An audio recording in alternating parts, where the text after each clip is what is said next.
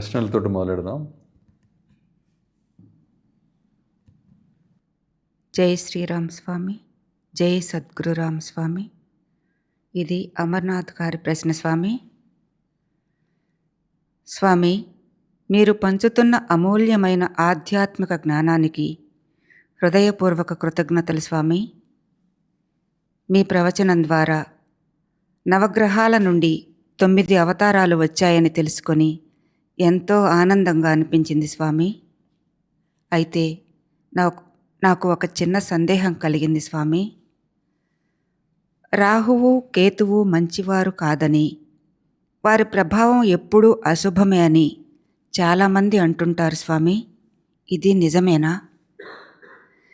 ఈ విషయంలోని అసలు తత్వం ఏమిటో దయచేసి మీ కరుణతో నాకు వివరించి నా సందేహాన్ని నివృత్తి చేయండి స్వామి. మీ ఆశీర్వాదం ఎల్లప్పుడూ మాపై ఉండాలని ప్రార్థిస్తున్నాను స్వామి. జై శ్రీరామ్ స్వామి, జై సద్గురురామ్ స్వామి. సో ఇది అమర్నాథ్ అడిగిన ప్రశ్న.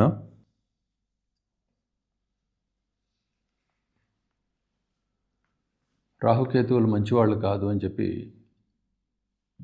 చెప్పటం, లేకపోతే శని కానీ, కుజుడు కానీ, రవి కానీ ఈ గ్రహాలు పాపులని ఇలా చెప్పుకోవటము, క్రూర గ్రహాలని ఈ మాటలు చెప్పుకోవటం అనేది మనకి వినిపిస్తూ ఉంటుంది.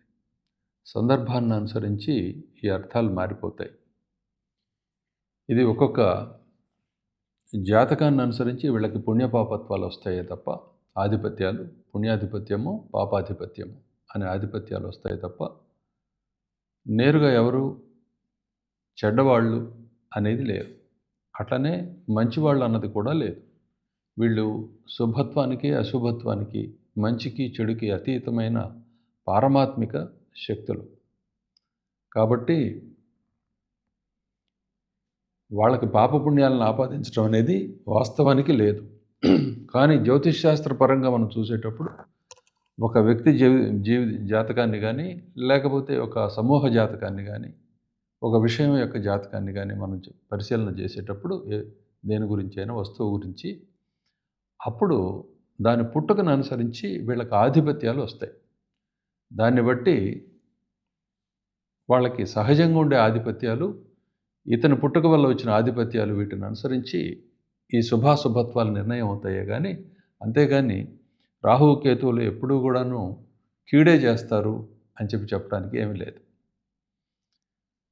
ఈ విషయం మనం ముందు శాస్త్రంలో ఆ యోగాలు, గ్రహాల యొక్క కలయికలు, వాళ్ళ స్థితులు, అంటే ఆయా భావాల్లో, రాసుల్లో వాళ్ళ స్థితులు, వాటిని అనుసరించి మనం చెప్పుకునేటప్పుడు బాగా తెలుస్తుంది. కాబట్టి వీళ్ళు చెడ్డవాళ్ళు, వీళ్ళ మంచివాళ్ళు అన్నది మాత్రం ఎప్పుడూ లేదు. మంచికి చెడుకి అతీతమైన స్థితి పారమాత్మికత. ఎందుకంటే అక్కడ ఏ కోరిక లేదు, అన్య వస్తువే లేదు. అన్య వస్తువు లేని దగ్గర మంచి చెడు నిర్ణయించడం అనేది కుదిరే పని కాదు. ఇది తత్వం. ఇది అందరూ బాగా గుర్తుపెట్టుకోండి. ఈ సమాధానం చాలు ఇంతవరకు. వింటూ ఉంటే చాలా విషయాలు తెలుస్తాయి. ఏదో ఒక ప్రశ్నతోటి పని పూర్తి కాదు, ప్రశ్నిస్తూనే ఉండాలి. ఇది సంగతి. జై సద్గురురామ్.